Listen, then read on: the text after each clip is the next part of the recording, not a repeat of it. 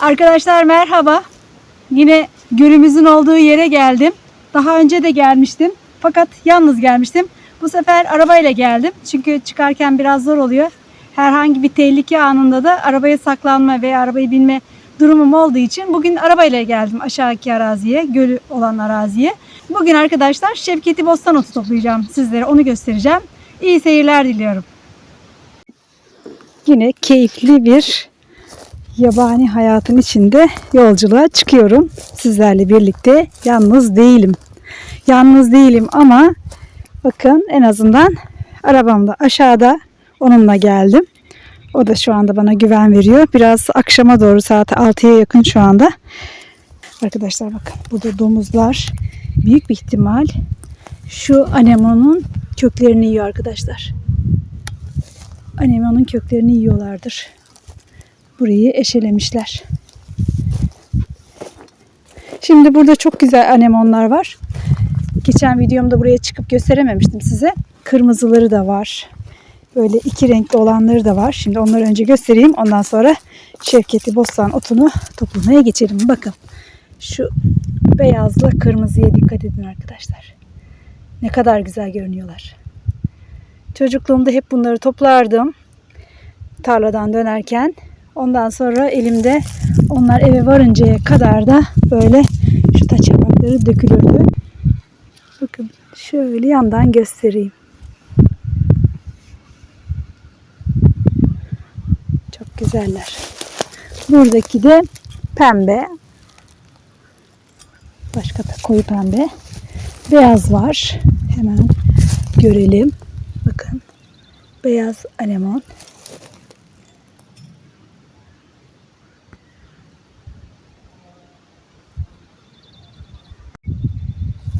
Bakın arkadaşlar.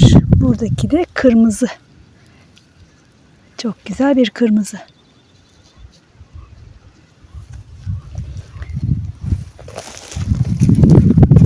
Ben kırmızıları çok beğeniyorum. Beyazlar da ayrı güzel gerçi ama kırmızılar. Toplamıyorum artık. Çünkü doğada bunlar salınsınlar, gezinsinler. Bakın şu iki rengi. Bir bu, bir bu. Çok var burada.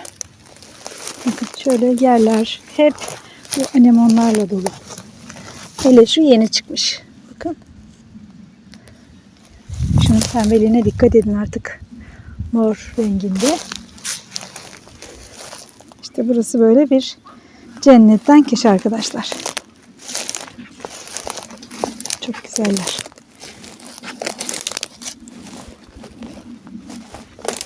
Bu bölgede iyice yayılıyorlar ama domuzlar tabii ki onun yumrularını bence yiyorlar. Tabii ki hayvanlar da aç kalıyorlar. Niye yiyorlar diyemeyiz. Şimdi şu pembeliğin güzelliğine bakın. Tekrar göstereyim. Çok güzel bir pembe. Hemen şu yanında da arkadaşlar yılan yastığı var. Zehirli olan, yenmeyen. Hatta şu kök kısmı bakın ne kadar tehlikeli. Yılanın gövdesi gibi, desenleri gibi. Ben bundan uzak duruyorum. Şurada da küçük bir tane yılan yastığı var. Yılan kamçısı da deniyormuş buna arkadaşlar. Böyle yaprak yapısına da sahip. Bakın böyle güzel bir görüntüsü var. Yılan yastığı otunun. Arkadaşlar şimdi ben arabanın yanından geldim. Şu ahlat ağacının dibinden devam ettim. Gölün sol tarafından aşağıya doğru ineceğim. Ve orada dediğim gibi Şevketi Bostan otları var. Onlardan toplayacağım. Onlardan salata yapacağım. Ama o salatayı nasıl yapacağım? Şu anda karar vermedim. Zeytinyağlı, limonlu, sarımsaklı olanı mı? Yoksa sarımsaklı, yoğurtlu olanı mı? Bakın burada da yine Şevketi Bostan var. Ama aşağılarda daha fazla olur düşüncesiyle buradan almayı düşünmüyorum şimdilik. Epeyce de toplayacağımı düşünüyorum. Aşağıya doğru şöyle yavaş yavaş sallanalım. Bakın. Yine çok sessiz her taraf arkadaşlar.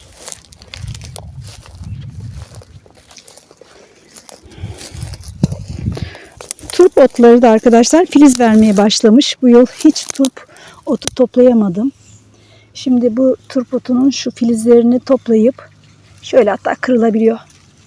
Bu şekilde bastırırsak şöyle, bunları ister şu yapraklarını koparıp o şekilde yiyebiliriz, İster yapraklarıyla birlikte. Ben yine sepetimin bir köşesine bundan az da olsa turp otunun filizlerinden koyacağım.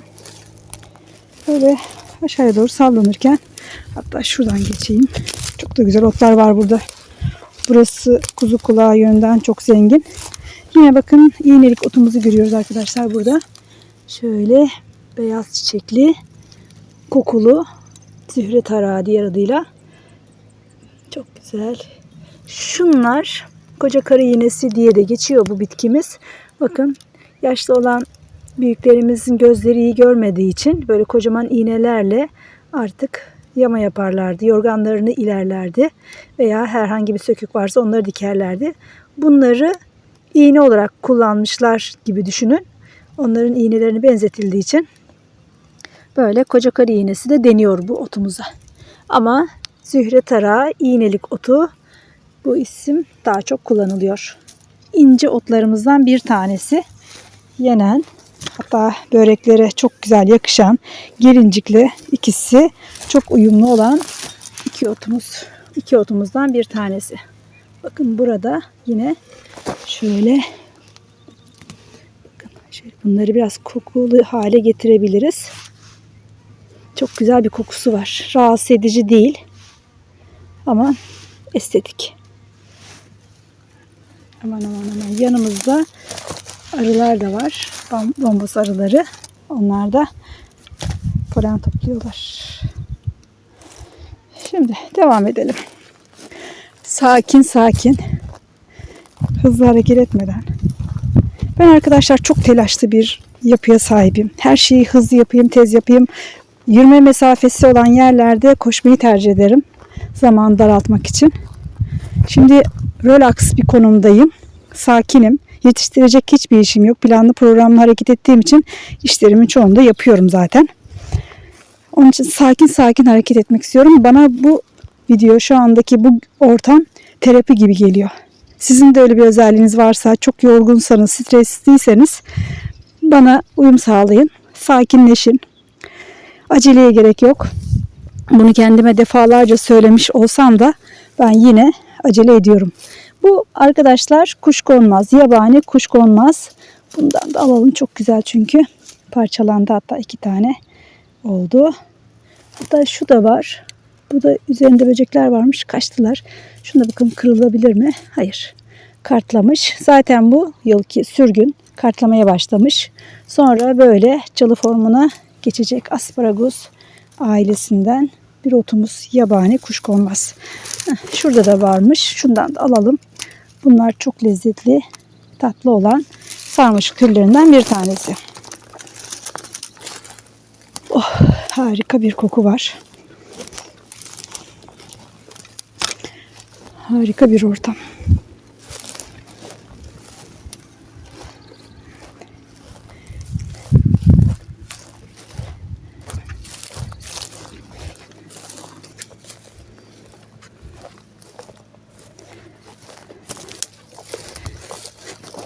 Kuzu kulakları çok güzel arkadaşlar. Geçen videomda da sizlerle paylaştım ama bu kuzu kulakları o kadar güzel ki çıtlık otu salatasına da bunlardan ilave edilebilir.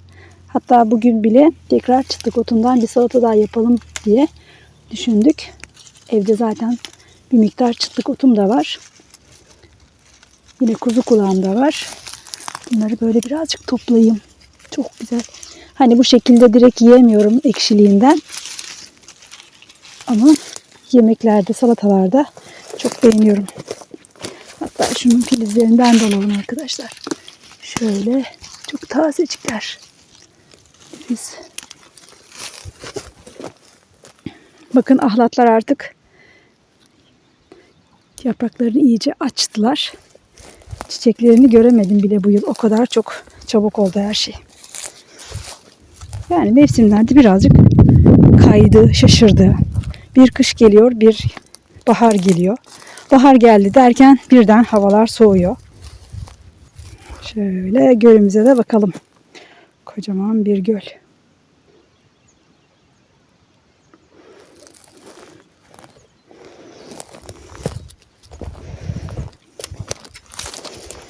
Eldiven de getirdim yanıma. Çünkü Şevketi bostan otunu toplarken çıplak elle toplayamayız arkadaşlar.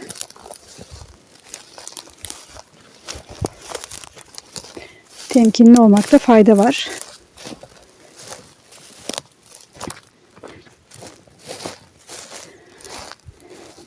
Şöyle şu gördüğünüz kayaların üzerine oturup, hatta elimde çayım veya kahvem de varsa böyle derinlere dalıp düşünmeyi, oturmayı, dinlenmeyi çok seviyorum arkadaşlar. Nitekim bizim arazide de böyle kayalar var. O kayaları hiç dokundurmadım. Gidip orada böyle dinleniyorum. Çevreyi seyrediyorum. Sanırım siz de böyle bir ortama gelseniz o kayalarda oturmayı tercih edersiniz. Mesela şu kaya. Çok güzel değil mi? Ben bunu çok beğendim mesela.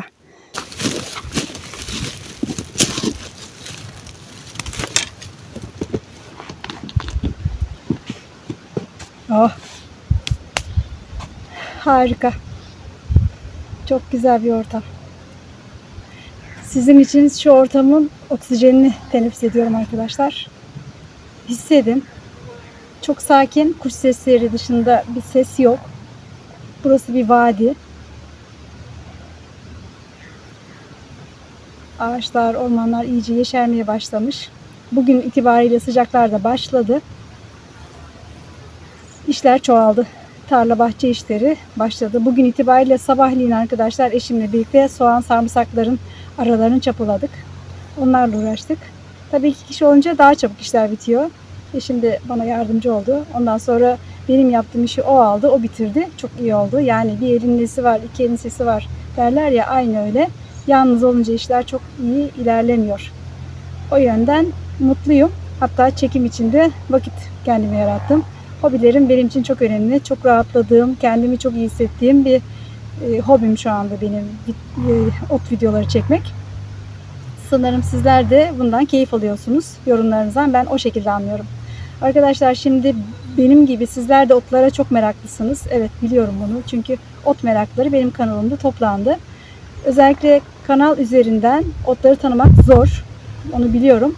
Ama mümkün olduğu kadar çok emin olmadıktan sonra, birilerine göstermedikten sonra otları lütfen tüketmeyin. Çünkü baldıran otu var arkadaşlar. Baldıran otu genelde yabani havuç veya yalancı maydanoz dediğimiz kazaya otuyla benzerlik gösterir. Onun için eğer baldıran otunu tanımıyorsanız kesinlikle yabani havuç bitkisini, aynı zamanda kazaya otunu tüketmeyin. Bunu sizden önemli rica ediyorum arkadaşlar. Evet, dinlendim. Sizin için biraz baktım. Şurada böyle ağaçların gövdesinde bir nevi mantar oluşmuş arkadaşlar. Çok güzel görünüyor. Size onu göstermeden geçemeyeceğim. Görsel anlamda gerçekten böyle tam böyle çiftliğin bir köşesine koyup onu seyretmek gerekiyor. Hadi onu size göstereyim.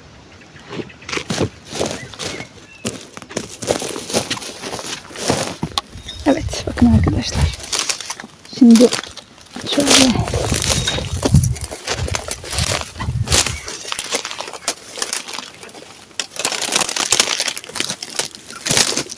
bakın.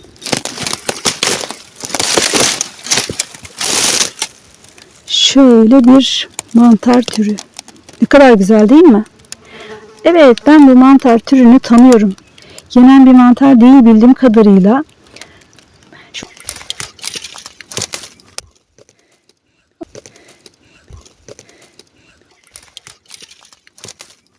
Ay, çok güzel bir görüntü.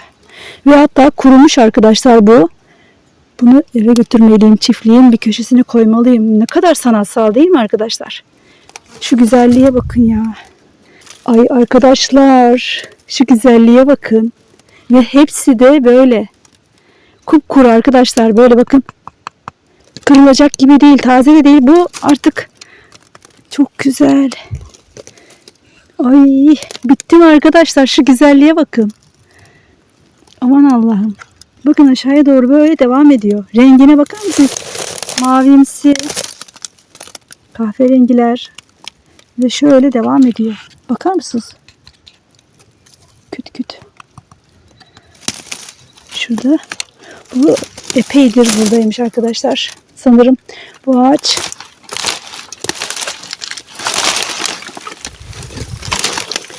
şöyle.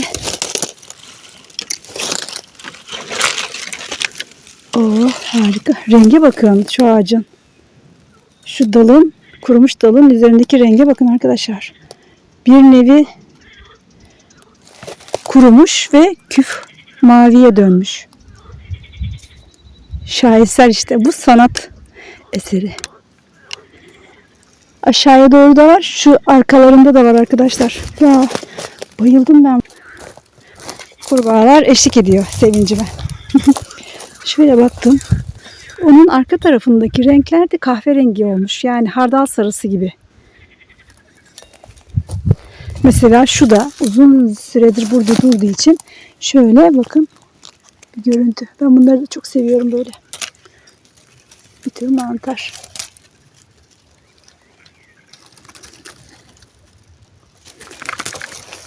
Harika görünüyor. Şöyle çepeçevre dolaşıyorum. Başka da göremedim. Başka da göremedim arkadaşlar. Şimdi geldik biz bu arada Şevketi Bostan otunun olduğu yere. Hemen otlarımızı toplamaya başlayalım. Evet. Şurada gördüğünüz gibi şu çıtlık çalılarını da uzaklaştıralım hatta. Bir tanesini alalım. Evet. Kötü yapraklarını atalım. Temizleme işini sonra yapalım hatta. Şimdilik toplama işi yapalım. Hem zamandan kazanırız. Hem de acil gitmemiz gerekirse bir tehlike anında toplamadan gitmeyelim. Orkestra. Kurbağalardan orkestra. Doğal müziğimiz arkadaşlar bunlar.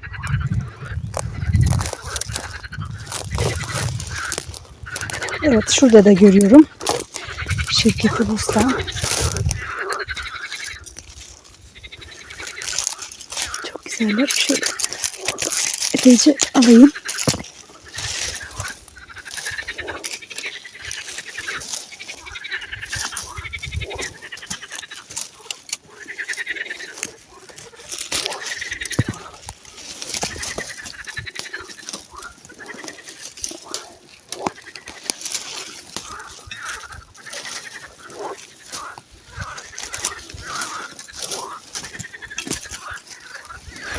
Evet, ormanın böğürtlenlerin arasından aldık.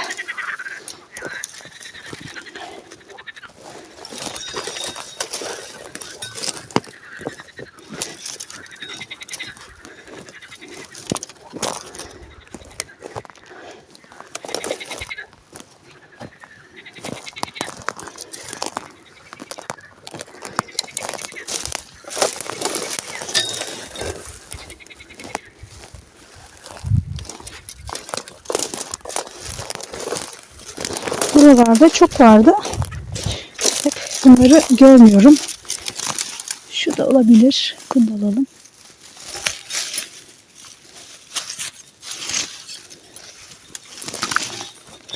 Evet bakın.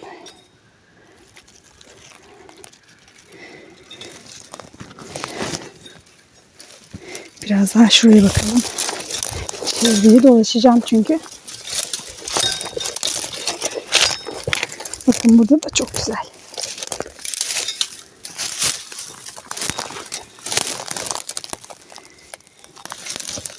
Şimdi şunun güzelliğine bakın. Bazen şu sütlüce otu, eşek helvası otuyla Şevketi Bostanı karıştıranlar var arkadaşlar.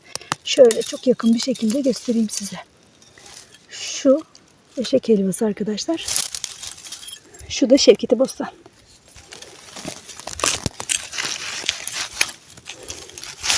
Şevketi Bostan dikenlidir, eşek helvası dikensizdir.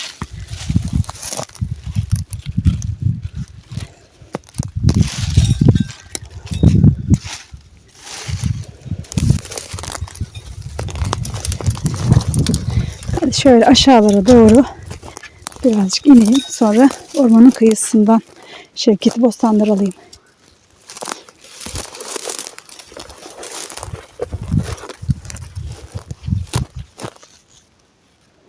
Ne kadar sessiz ortam arkadaşlar.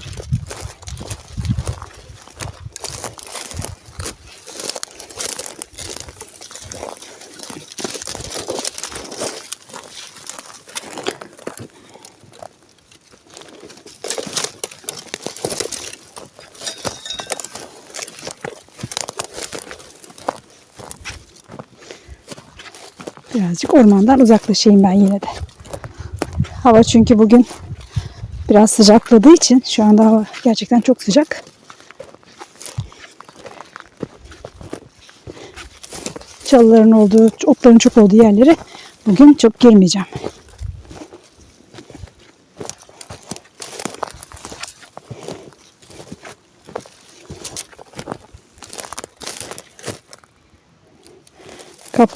Kurbağalar sustu diyecektim ama ötüyorlar.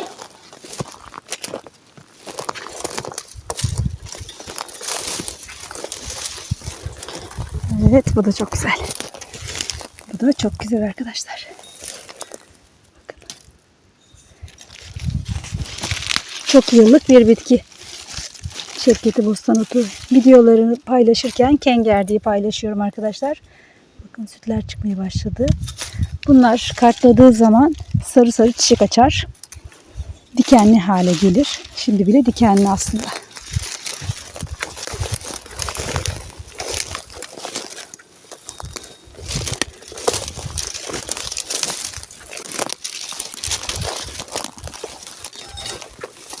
Şurada da gördüm. Otların, çalıların arasında maalesef bu da helvacık otuymuş. Eşek elması, sütlüce otu. Sütlüce otundan yaptığım salatalar vardı, yoğurtlusu. Aynı şekilde yapıyoruz arkadaşlar.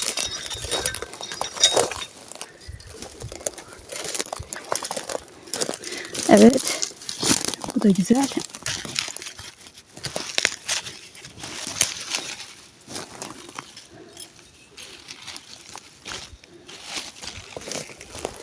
Şu bölgede epeyce var. Hemen sepetimi alayım. Oraya doğru gidelim.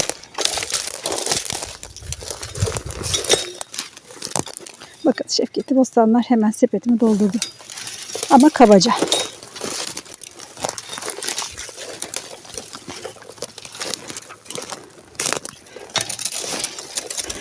Evet, şurası.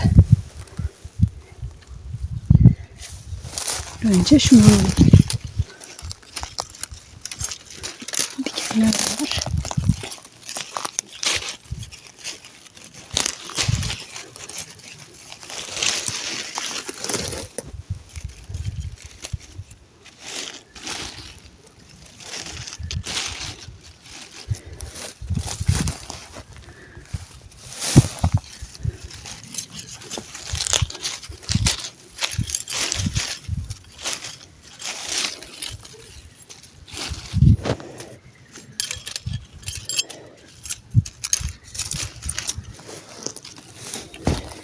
Şurada da bu Şevketi Bostan'ın geçen yılki çiçek verdiği dalı dibinden tekrar patlamış.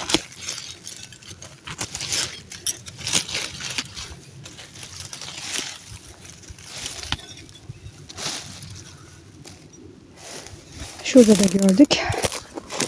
Böğürtlen çalıların arasında kalmış. Dikkatli bir şekilde alıyorum onları.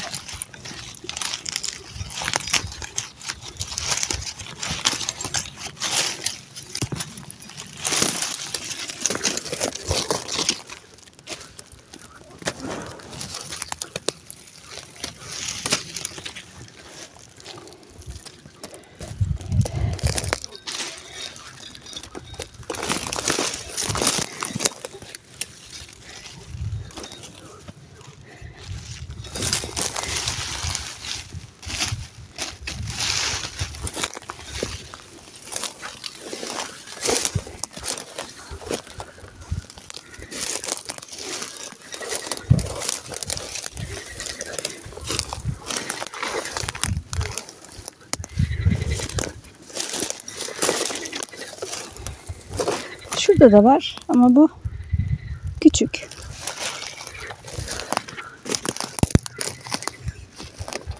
Evet, şimdi geri döneyim.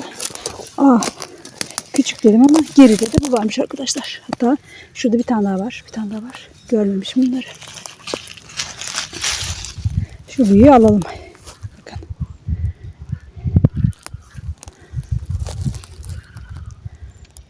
Şevketi Bostan otumuz. Böyle bir ot.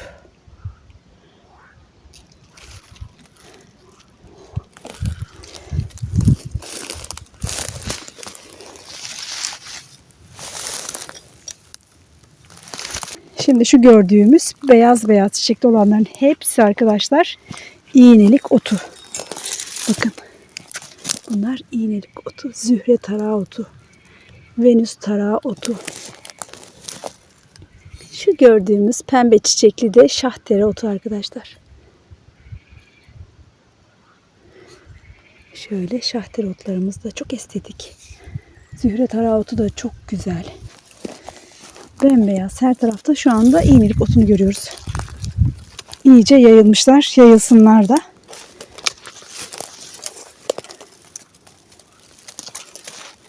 Ben şuradan yukarıya doğru çıkacağım. Burada biraz daha otlar varmış gibi geliyor.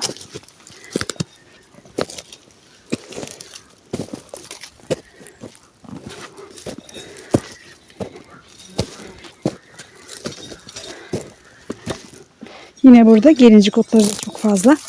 Şu gelinciğin güzelliğine bakın. Hele bir de çiçek açtığı zaman harika görünüyorlar.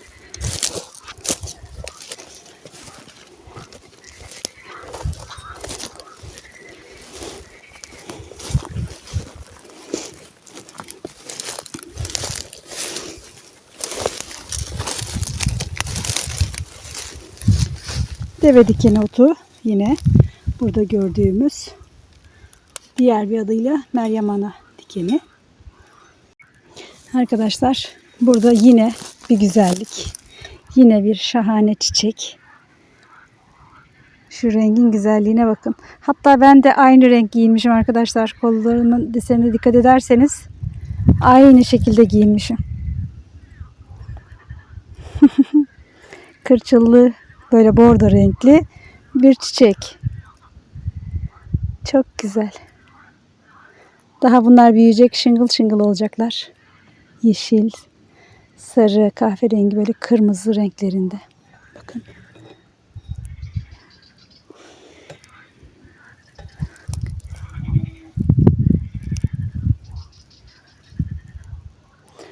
Burada da bakın böyle biraz daha olgunlaşmış. Daha önce çiçek açmış. Şimdi tam böyle tepeye geldik. Arazimizin bir ucundayız.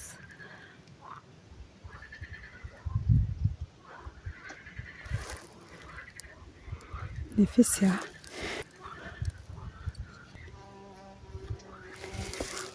Böyle ince yapraklı olan otlar var. Gelincik, iğnelik, kuzu kulağı. Hatta şuradaki gelincik otlarına bakın. Ne kadar çoğalmış. Bakın. Sarmış her yeri. Arkada da dikenler var.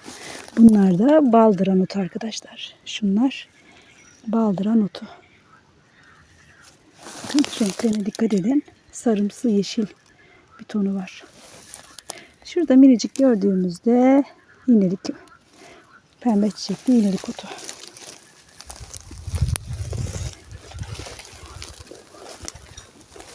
Bu da kuşburnu. Kuşburunları birkaç tane üzerinde kalmış. Gerisi yenmiş. Kuşlar tarafından büyük ihtimal. Şöyle aşağılara doğru inmeye çalışayım. Sözde otların olduğu yere gelmeyecektim. Cesarete bak.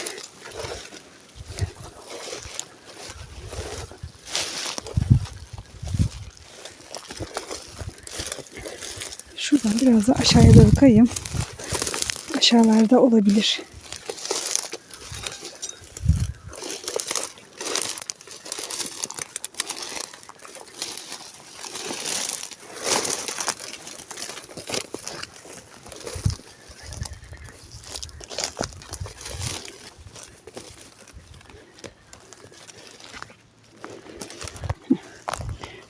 Şimdi buralarda Şevketi Bostan otunu görmemiz lazım. Hatta ben bıçağımı nereye koydum? İnşallah bıçağımı düşürmedim arkadaşlar. Yok, altta kalmış. Bıçağımı aldım. Şöyle ilerleyeyim bakalım. Burada yine deve dikenleri var. Deve dikeninin olduğu yerlerde Şevketi Bostanlar'da oluyor genelde.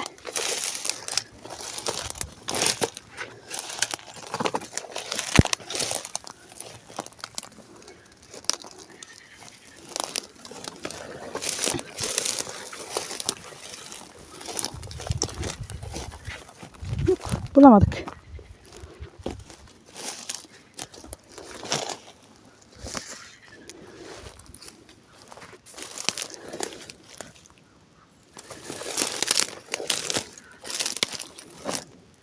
Yani şu gerçekten çalıların büyüklüğüne dikkat ederseniz altta çok güzel bir yaban hayatının korunduğu yer var. Onlar benden korkuyor, ben onlardan korkuyorum. Şimdi şuraya kadar bir bakmıştık. Şuradan toplamıştım. Şöyle yine burayı da tarayayım.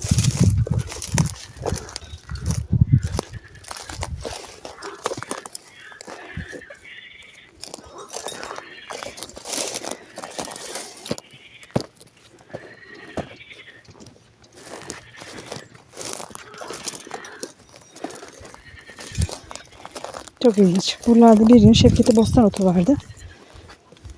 Ama ben de ne gördüm? Bakın ne gördüm. Bundan sonraki bir videomda arkadaşlar yemlik otu olacak. Çünkü yemlikler artık tohuma kalkmadan bir yemlik otundan bulgur pilavı yapmak isterim. Bakın. Bakın şu güzelliğe. Bu da çok güzel. Burası da yemliklerin olduğu yer olmuş.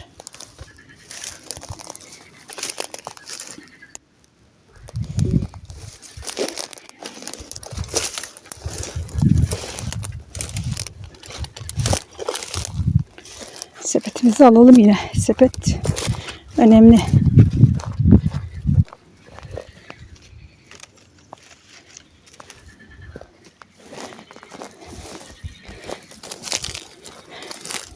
Bakın buradaki gelinciklere.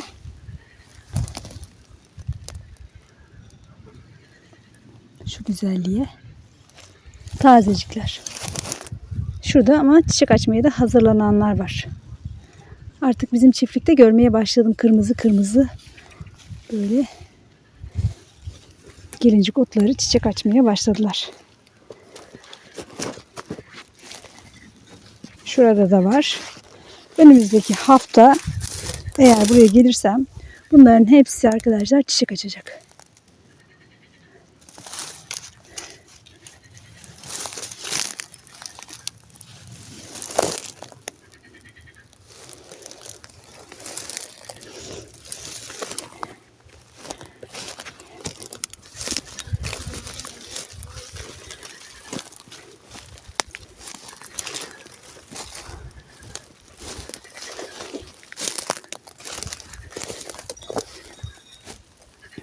Eskiden bu yerden arabayla geçebiliyorduk. Şimdi böğürtlenler iyice kaplamış. Artık arabayla da ulaşım zor olmuş. Bakalım o ağaç dalını, gövdesini nasıl alacağım.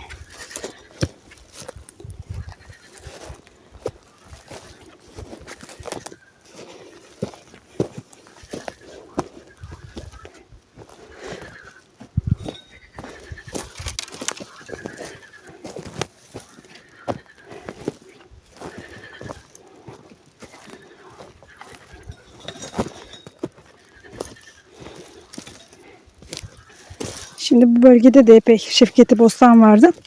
Onun için buraya geldim. Zaten sepetimde de var. Yani şu topladıklarım bile yeter aslında ama artık bu yıl son. Şevketi Bostan bir parti yedik. Evet. İşte şu anda gördüğümüz çok güzel. Bakın.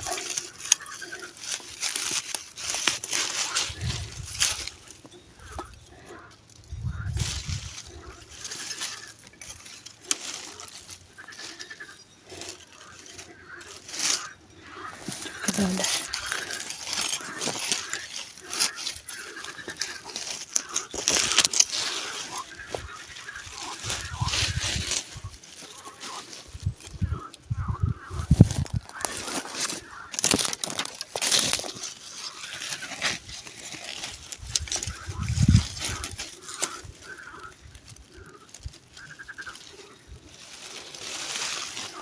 Evet. En büyük Şevketi Bostanı bulduk. Bu da taçlansın artık. Bakın. Şöyle.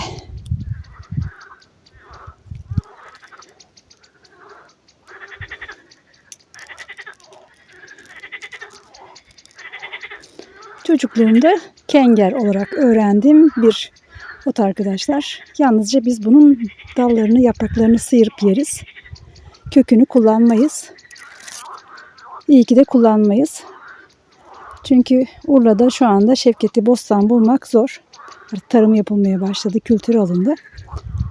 Hatta bu yıl bildiğim kadarıyla 180 liraymış Şevketi Bostan'ın kilosu. Çoğu kişi alamayız diyor çok pahalı olduğu için. Şimdi kenger diyorum. Çoğu kişiniz bana diyor ki kenger başka bir ot. Evet, kenger, kengel değişik isimlerle böyle söylenen Güneydoğu'da, İç Anadolu bölgesinde bir ot daha var. Sakızı yapılan. O da farklı bir ot. Ben zaten ondan bahsetmiyorum. Kenger derken yöresel bir ismi. Belki yalnızca Urla'da annemden, babaannemden öğrendiğim bir ot. Onlar kenger diyordu. Nitekim yine Urla'da kenger diyen bir yanında tanıdık arkadaşlarım var. Büyüklerimiz var. Uydurmuyorum ki. Bakın şöyle güzelliği. Çok keyifli değil mi? Yani seyretmesi bile bana çok güzel geliyor.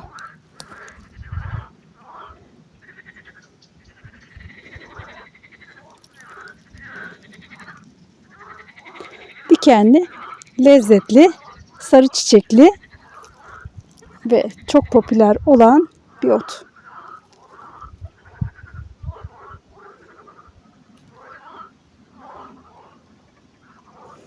Arkada orkestramız da var arkadaşlar bu arada.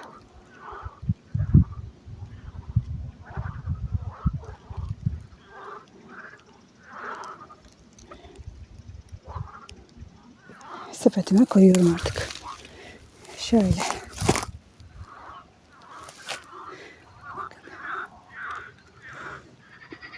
Tam ortasında beyaz böyle boylu boyunca uzanan, yanlara doğru kopuk olmayan, birbirine ekli olan kılcal beyazlıklar var. Her birinin ucunda da dikenler var.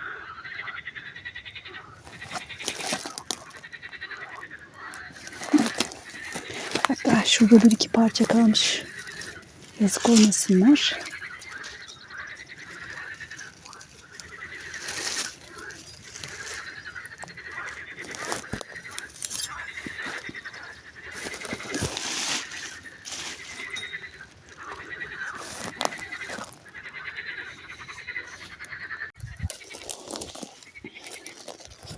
Şevketi bostanlarımızı topladık.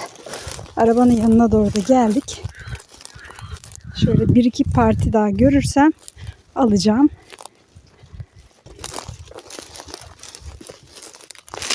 Evet, şu güzel. Şunu alalım.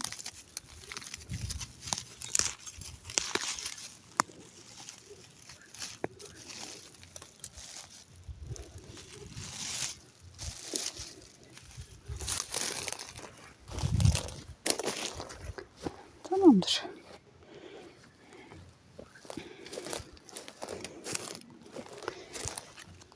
Evet arkadaşlar, Şevketi bostanları topladık.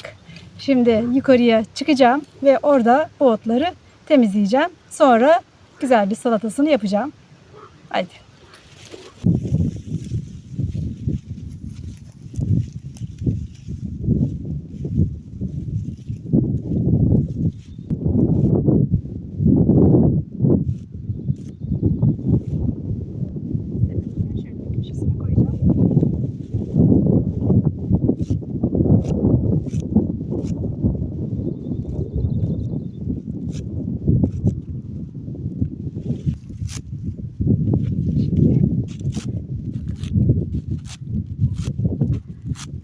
arazide olduğum için şu yapraklarını savurabiliyorum.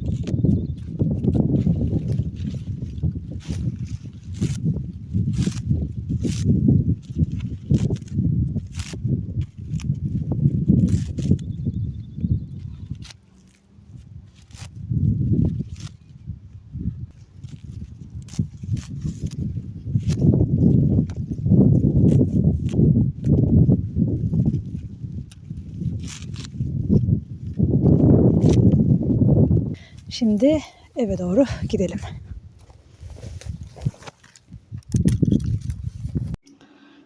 Haşladığım Şevketi bostanlar soğumaya başladı. Soğukluğu gittikten sonra yoğurdunu ilave edeceğim. Şimdi yoğurdunu ilave ediyorum. Sarımsaklı hazırladığım yoğurt.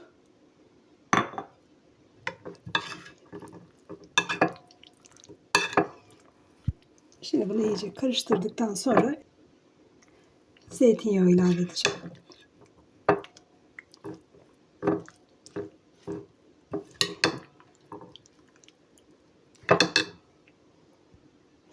Zeytinyağını ilave ettim. Şimdi yine karıştırmaya devam ediyorum. Tuzunu yoğurdun içine katmıştım. Eğer gerekirse yine ilave edebilirim.